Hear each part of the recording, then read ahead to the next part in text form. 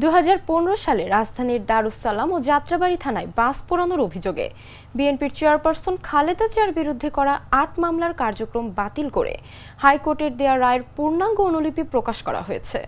সম্প্রতি পৃথকভাবে এসব রায়ের পূর্ণাঙ্গ অনুলিপি সুপ্রিম কোর্টের ওয়েবসাইটে প্রকাশ করা হয়েছে। এর আগে গত বছরের অক্টোবরে হাইকোর্টের বিচারপতি এ.কে.এম. আসাদুজ্জামান ও বিচারপতি সৈয়দ এনায়েত হোসেনের সমন্বয়ে গঠিত বেঞ্চ রুল মঞ্জুর করে রায় দিয়েছিলেন। এই 8 মামলার মধ্যে বাস পোড়ানোর অভিযোগে দারুস সালাম থানায় 2015 সালের 29 জানুয়ারি, 4 ফেব্রুয়ারি, 20 ফেব্রুয়ারি, 1 মার্চ, 3 মার্চ এবং যাত্রাবাড়ী থানায় 24 জানুয়ারি, 23 জানুয়ারি ও 24 জানুয়ারি এসব মামলা দায়ের করা হয়। পরে এসব মামলায় অভিযোগপত্র দেওয়া হয়। এ অবস্থায় 2017 সালে পৃথকভাবে মামলার কার্যক্রম বাতিল চেয়ে হাইকোর্টের আবেদন করেন খালেদা জিয়া।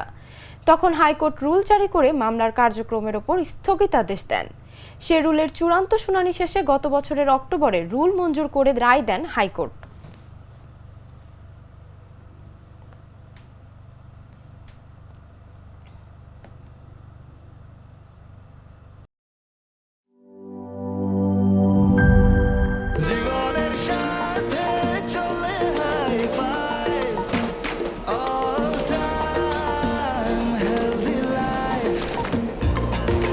জার্নিতে স্বাস্থ্যকর all time family cake, all time healthy life.